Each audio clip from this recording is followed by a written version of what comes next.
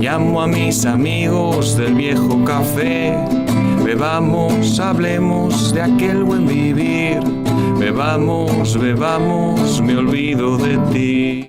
Hay guerras que se ganan con más hombres, más tanques o más bombas. Y hay otras que empiezan a decidirse mucho antes. En el momento en que logras que el enemigo vea lo que tú quieres que vea. Un cadáver con documentos falsos, un ejército que nunca existió, un convoy que parecía presidencial. Hoy vamos a contar 3 operaciones militares en las que la victoria empezó en la mente del adversario. Muy bien, Luis. ¿Qué tal? Muy bien, muy bien. Vale. Jaime, Dime. ¿qué hace que un engaño militar funcione? Ostras, el convencimiento, el buen teatro. No, es una pregunta abierta, ¿eh? Muy abierta, no lo es sé. porque me estás mirando como Vale, estás no, buscando estoy metiendo- no, una respuesta. No, yo quería hablar de 3 operaciones militares que destacan por su ingenio, que creo que son especialmente interesantes. Y ahí es verdad que tú no te lo has preparado, por lo tanto no me vas a poder dar datos muy precisos, pero tú sí que tienes un conocimiento cultural sí. de fondo que ahí de historia que puedes añadir, ¿no? Y puedes desembocar, sí, o sea, de manera proporcionada, ¿vale? No hace falta que nos pongamos a la hora de tu libro, ¿sabes? Ay. Cuando lo publiques, lo hablaremos. Venga. 3 operaciones, ¿vale? La primera operación es a pequeña escala. Es un engaño pequeñito, pero esto es durante la Segunda Guerra Mundial. Se llama Operación Mincemeat, en inglés, ¿vale? ¿Qué es mincemeat? Pues carne picada. Es carne, picada. Bien. Lo que querían hacer aquí era... Pinta bien el nombre. A ver, Reclutas, la operación se llama así. Y vosotros sois los de la primera oleada. Vale. El tema es que no había... Ya verás por qué se llama así. Ya. Verás por qué se llama así. La cuestión es que... Digo, porque estos son... esa es la del día D, ¿no es? Y podía serlo. Esa sí que podía ser la del día, pero entonces se buscan mejores nombres. Sí, es que son unos maestros de la propaganda. Tal cual. Estos son los aliados intentando entrar ¿Los por aliados Europa. de quién? ¿Los aliados de quién? Durante la Segunda Guerra Mundial, los aliados, ¿no? Inglaterra, Estados Unidos, intentando entrar en Europa por Italia. Entonces, sabían que iban a entrar por Italia, lo sabía Mussolini, lo sabía Hitler, pero no sabían por dónde. O si iba a entrar por Grecia, iba a entrar a Europa, pero por esa zona. Grecia, Italia. Por eso diseñaron una forma de engañar que consistió en que se fueron a Gales y a un tipo que acababa de morir de intoxicación, o sea, de haber bebido mucho, lo vistieron de comandante, crearon una identidad falsa, que es Mayor William Martin, le pusieron un traje, obviamente, Comandante. de comandante, le pusieron cartas de amor. ¡Oh! Y sin ChatGPT, escribieron esas cartas. Tal cual. También incluso un descubierto bancario que tenía. Y dentro de todo eso, como resguardado, pusieron documentación secreta sobre dónde iba a desembarcar la Armada Británica y americana. ¿Y qué hicieron? Se fueron con un barquito a las costas de Huelva y lo lanzaron allá. Y en Huelva, de repente, pues los marineros que estaban pescando avistaron. ¿Y quién es este hombre? Y lo cogieron y se lo llevaron. Y la policía franquista investigó todo y reportó lo que había. Y como tenía cierta conexión con Hitler, le dijeron, oye, hemos encontrado esto. Está infestado Madrid de espías alemanes y de todo, y de contraespías. Era un lío. ¿Qué ocurrió? Que es todo tan arbitrario que Hitler se lo creyó. Y sabemos que se lo creyó porque ordenó, después de esa información, el movimiento de unas tropas a Grecia y a otras partes de Italia cuando el desembarco iba a ser en Sicilia. Y Sicilia quedó prácticamente sin defensa. Que la idea era esta. La idea era, pues esto, que distraer la atención del desembarco en Sicilia. Y esto fue un hombre pues intoxicado en Gales que acabó siendo la manera en la que se consiguió desembarcar en Europa sin que hubiera demasiados... ¿Qué te dice esto, Jaime? O sea, me parece muy interesante, extraordinario. Es que, a ver, hay miles, pero es verdad que en la Segunda Guerra Mundial tienes el factor rumor, el factor espía, el factor medios de comunicación, que es muy interesante. ¿Pero tú crees que no es cierto esto? No tengo ni idea. Porque justo, lo hemos hablado antes de tal, y yo no explico mucho la Segunda Guerra Mundial, pero justo no tengo ni idea de esta historia. Sabía que entraba por Sicilia, sabía que Churchill estaba obsesionado con entrar por Italia antes de que los soviéticos destrozaran a Hitler. No, pero la operación es, o sea, yo te digo, o sea, está documentada. Es decir, tiene No, seguro. historiadores detrás. Otra cosa es no tenía ni idea. el peso que pueda tener En la decisión de decisión de Hitler. Que es cierto que una vez pues, los aliados ganan la guerra, pues empieza pues, a valorar más unas cosas que otras. Pero esto es discutible y los historiadores lo pueden discutir. Pero vamos, que nosotros no vamos a hacerlo esto ahora mismo. Dale. No, porque estamos yendo con cierto dinamismo a... ¿Cuál es el segundo? Segundo pasamos, pista. Creo que te lo he dicho antes, entonces vamos a tener que saber. Pero pasamos de una microoperación a una macrooperación, una de las mayores operaciones. Carne picada. Y, ostras, bueno, es que esto tengo los papeles mal puestos, pero el segundo en principio no es este. Ah, pues no, pues dale al segundo. El segundo es... Operación Fortitude. Vale, ¿de qué va? ¿Realmente querías preguntarme? Sí. No tengo ni idea. Bueno, es del desembarco en Normandía. Ajá. Durante el desembarco, o sea, el desembarco en Normandía era especialmente problemático porque cuando uno desembarca está en una posición de debilidad extrema. O sea, si uno, sobre todo si te están esperando con metralletas. Lo que parecía que era más lógico desde un punto de vista geográfico era desembarcar en Pas-de-Calais, porque es lo que está más cerca de Reino Unido. Y ahí pues esto se desplegaron una serie de sistemas de espionaje, de rumores y de contrarrumores y de espías y contraespías para hacerle creer a Hitler que el desembarco iba a ser a Pas-de-Calais. Una de las cosas que hicieron, que era la Operación Fortitude, consistió en contratar a unos artistas. ¿Y esto lo conoces o no? No, sigue. Y crearon a gran escala muñecos hinchables de tanques, de portaaviones, de aviones, para que desde arriba pareciera que realmente se estaban movilizando. Entonces todo eso lo movilizaban a Pas-de-Calais y además ponían a Patton, al general Patton, que era el que ellos pensaban que iba a liderar esta ofensiva. Pero no hinchable. No, de verdad, al frente. Saltando. Entonces le fotografiaban a él y todo, entonces desde arriba, tal, no sé qué. Y entonces, si tú lo ves en la actualidad, obviamente no cuela. O sea, eso tiene que ser una imagen muy borrosa. Está en museos. Tú puedes ir a museos y ver los tanques que habían hecho hinchables. Pero la operación consistió en eso. En hacerle pensar a Hitler que se estaba movilizando una serie de ejércitos y era todo... pues esto, eran muñecos hinchables. Esta es la operación Fortitude. ¿Qué podría ser una de las grandes... Aquí se cuestiona más si realmente fue lo definitivo o no, porque aquí yo lo que he notado históricamente es que hay mucha lucha por decidir cuál fue el factor decisivo para que Hitler no pusiera todo su arsenal en Normandía y pusiera más en Pas-de-Calais, y a la vez, eso es cierto, cuando atacan en Normandía, Hitler no envía todas las tropas allá a defender porque piensa que va a haber un ataque mayor en Pas-de-Calais.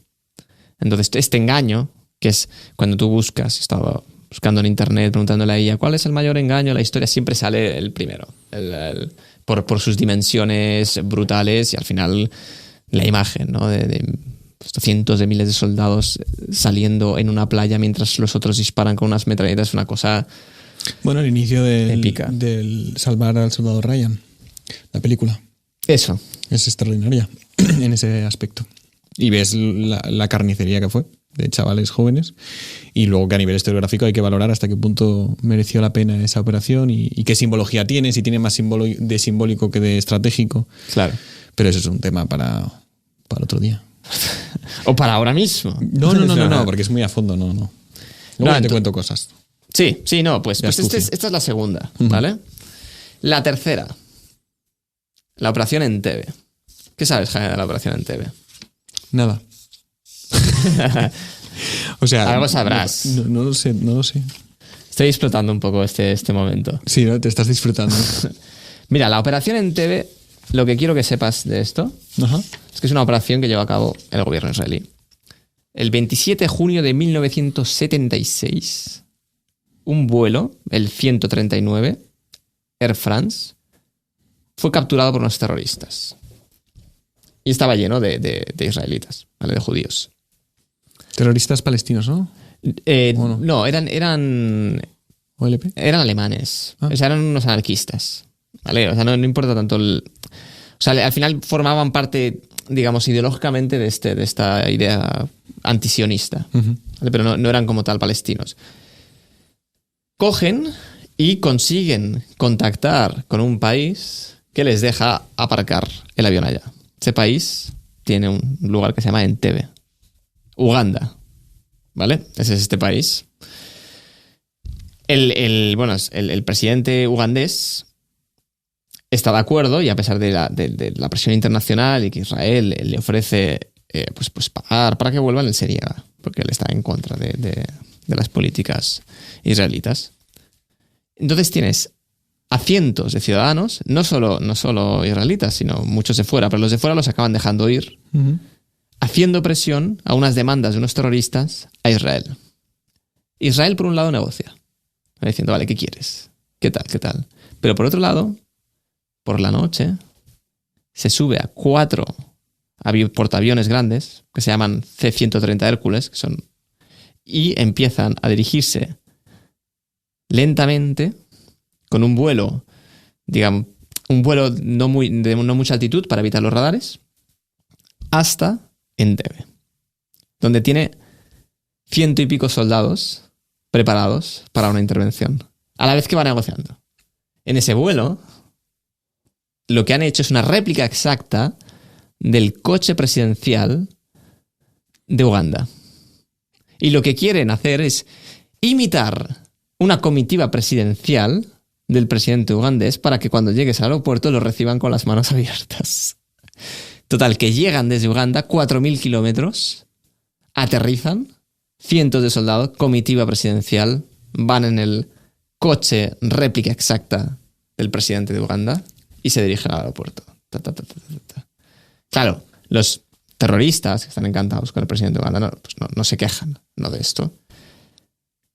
Llegan y el momento en el que detectan que realmente no es esto, empiezan los tiroteos, pero ya es demasiado tarde. Nobody expects de Mossad, ¿no? Exacto, nobody expects de Mossad.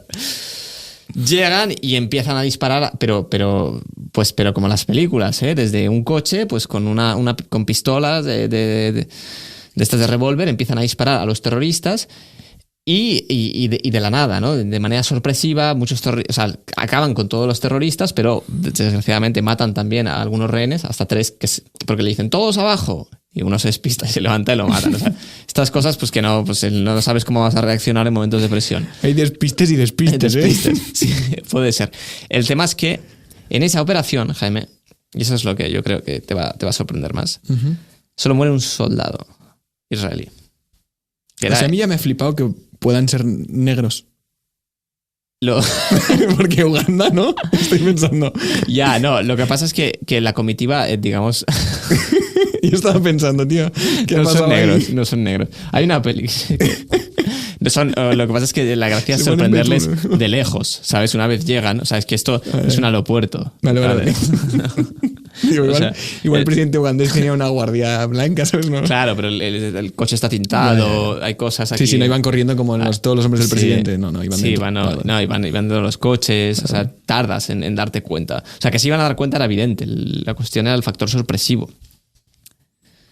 Solo hay una persona que muere. ¿Sabes cómo se llama esa persona? ¿Cómo se llama? Jonathan. ¿Y cómo sigue? ¿Cómo sigue? No te vayas para lo hondo. ¿Cómo que cómo sigue? Es Jonathan Netanyahu. Es el hermano del actual presidente. ¿Qué va? Héroe de guerra. Qué fuerte. Johnny, lo llaman. Ostras. El único que muere en la operación de Entebbe. Qué pasada, porque el propio Netanyahu, el presidente, también es primer ministro israelí, también es ex soldado, ¿no? Puede ser. Bueno, ahí todos, ¿no? Sí, todos tienen la obligación de hacer el servicio militar obligatorio. Y todas. Y todas, exacto. Pero eso es lo que te quería contar, que es una operación brutal en la que el héroe de guerra es el actual presidente, es el hermano del primer ministro Bueno, le pasó a de Israel. Le pasó a Miguel Primo de Rivera. Su hermano Fernando Primo de Rivera es un coronel de caballería que muere como héroe de guerra para salvar a los soldados españoles que están huyendo del Rif. Y él tiene que sacrificar a sí mismo y a todo su regimiento para que carguen contra el enemigo y dar espacio a que huyan el grueso de soldados españoles. Luego mueren 10.000, pero gracias a su sacrificio y sus 600 hombres... Eso es lo que esperaba de ti. Que me No, tengo más. Que me lo rebajaras a la realidad española. Tengo más. No, tengo más. Vale, a ver. Canas. Aníbal. Vale, ¿sabes que cuando yo buscaba y preguntaba pensaste, tal, lo Jaime seguro? No. y me salió Pues mira, Canas y es Aníbal? precioso porque en Canas él coloca a sus soldados galos... Pero ponme contexto para todo el mundo. ¿Quién es Aníbal? Aníbal Barca. Vale, Aníbal sería algo así como el general o el condottiero, el general con casi todos los poderes de Cartago, que se enfrenta a Roma, a la República Romana en la Segunda Guerra Púnica. Entonces, es famoso por haber viajado hasta la península ibérica y cruzado los Pirineos y los Alpes hasta Italia. Y quedarse a 100 metros. Se mueren enseguida, Vale. Y se queda a unos cuantos kilómetros de Roma después de la batalla de Canas, que es una de las victorias más salvajes por la proporción de muertos romanos que hay frente a cartagineses, o sea, se estudian, en plan, en proporción cuántas bajas hay y es salvaje, son 70.000 muertos, es una barbaridad, 70.000 bajas. Y lo hace, o sea, todas estas bajas las provoca siempre, que esto lo has mencionado tú, cuando hay muchas bajas en un ejército es porque ha habido una huida mal gestionada, una logística, o sea, ha cundido el pánico o se han quedado encerrados y no se ha gestionado el escape, no se ha sacrificado nadie, ¿no? Y en el ejército romano pasa que es que la disposición táctica de Aníbal les engaña porque los acerca hacia sí y les hace una maniobra envolvente. Él coloca es porque él va ganando territorio desde la península ibérica hasta el norte de Italia. Y el norte de Italia gana para su bando galos cisalpinos, que bueno, son como célticos, así como Asterix y Obelix, pero del norte de Italia, que odiaban a los romanos, ¿no? Los gana para su bando, no a todas las tribus, pero unas cuantas, y son guerreros grandes y tal. Entonces él los coloca en primera fila, en media luna, y es verdad que son más desorganizados y sobre todo que son menos, pero los coloca, digamos, en primera fila. Y en los extremos de la media luna coloca de manera, no de forma horizontal o frontal, sino de manera vertical, coloca a sus escuadrones de infantería de élite cartaginesa. Aparte de lo que hace con la caballería, que también es muy loco, pero la parte central, que es la de la infantería, ya es suficiente distracción y es muy inteligente por su parte, porque él hace esta media luna y entonces los romanos avanzan y claro, esta media luna se rompe fácilmente, se cede, ¿no? Y entonces piensan que están rompiendo las líneas, pero Aníbal está perfectamente, él sabe perfectamente que la media luna ha de ir cediendo para que el ejército romano esté entrando en el campo de acción, por así decirlo, de las dos columnas de infantería de élite, que cuando ya ha entrado en esa zona son totalmente aplastadas por estas dos columnas, ¿no? Claro, ¿cuál es la diferencia? Que cuando Aníbal coloca a esta media luna de galos al frente, él se pone con ellos. ¿Se pone primero? O sea, él se pone a combatir con ellos, cuerpo a cuerpo, o sea, hombro con hombro. O sea, él escoge a los últimos en llegar en su ejército como la carne de cañón, por así decirlo, como el señuelo, pero él se pone con ellos a combatir, que es lo más molón de Aníbal. A ver, es lo que cuentan las crónicas, ¿no? Pero que combatía, ¿no? Y que combatió con el Escipión el africano en Zama también. Se retaron a duelo y al parecer él con 20 años más o 15 años más hiere a Escipión el africano. Y pero muere él. No muere, él escapa y ya muere después en Turquía, creo, en otra guerra. Pero es que es espectacular. O sea, combina el propio ingenio, ¿no? Que tú decías, con una valentía y un saber estar que... Sí, porque te digo que Churchill no es el muerto que está en las... Exacto, Huelva, exacto. ¿no? Cuando has dicho lo de intoxicación he pensado con la cantidad de champán que bebía Churchill y con la cantidad de puros que fumaba. Qué bueno esta historia. Pues no, lo que pasa es que no tengo clarísimo, o sea, es una actitud un poco suicida ponerse de carne de cañón. Yo de hecho estaba pensando en estas tribus que te ponían. O sea, si tú eres de la tribu, piensas, todo es, o sea, Qué gran estrategia, pero la estrategia pasa porque tú mueras para distraer. Bueno, en realidad la idea era ir retrasándose, porque nosotros nos imaginamos las batallas campales como en las pelis, ¿no? Que son dos marabuntas que se matan de una manera caótica, y no es cierto. Son dos filas o dos escuadrones que van contactando y no siempre generan bajas, se van cansando y se van cambiando con las filas de atrás. Entonces, al final, el que gana no es el que mata más de los otros, que podías ir matando, sino el que consigue que la otra fila retroceda. Y lo que hace Aníbal es ir cediendo, ir retrocediendo la fila, sabiendo que a su espalda tiene el sándwich o las dos paredes de... Vale, o sea, es más parecido a 300 que van cuando se ponen las termópilas a... Hay un momento de 300 que sí que van empujando, pero sí solo empujan. Yeah. El 300 cuando combaten a lo loco, en plan haciendo coreografías y en pelotas. Yo creo que no hay ninguna peli que lo muestre bien. Quizá la de Alejandro Magno, la batalla de Gaugamela, sí que se explica, a veces sí que se ve, ¿no? Que se van Esta integrando. es otra de la que en salía. algunos momentos de Señor de los Anillos sí que se ve pues que se van cambiando las filas, pero casi siempre es, porque es lo que nos mola, es un combate cuerpo a cuerpo y ver cómo uno gana y el otro pierde. Bueno, y luego el caos, porque no sabes quién está delante, quién está detrás, matas a uno, vas al otro. No, pero si ves cómo funcionaban o cómo está explicado en las leyes romanas, cómo funcionaban las legiones, ves que era todo un sistema, ¿no? Pues ahora este manípulo o este escuadrón se enfrenta a este otro escuadrón, se van desgastando y en función de que estén cansados o de que haya muchas bajas, pues se cambiarán por otras filas que están detrás. Uh-huh. Que de hecho el ejército romano hay un momento en el que se divide en filas por edad, los más jóvenes delante y los más veteranos detrás. Pero bueno. Jaime, yo quería acabar esto. O sea, me parece muy interesante lo que estás diciendo, porque además me recuerda a que tiene todo el sentido que sea así. Lo que quiero decir es que el ingenio no basta si no hay un poquito de voy más allá. agallas. Te va a molar mucho más. Pero esta está bien pensada. Yo quiero acabar con una frase que es una frase del boxeo que se aplica también a esto. Que el golpe que te noquea no es el más fuerte, sino es el golpe que no ves. Exactamente. Y en esto es precisamente lo que pasa. Cuando no sabes que te van a atacar es cuando realmente es efectivo. Y aquí estaríamos, ¿no? Yo creo que hemos cumplido tiempo, estamos justos, así que lo dejamos aquí. Muchas gracias y seguirnos en las redes sociales.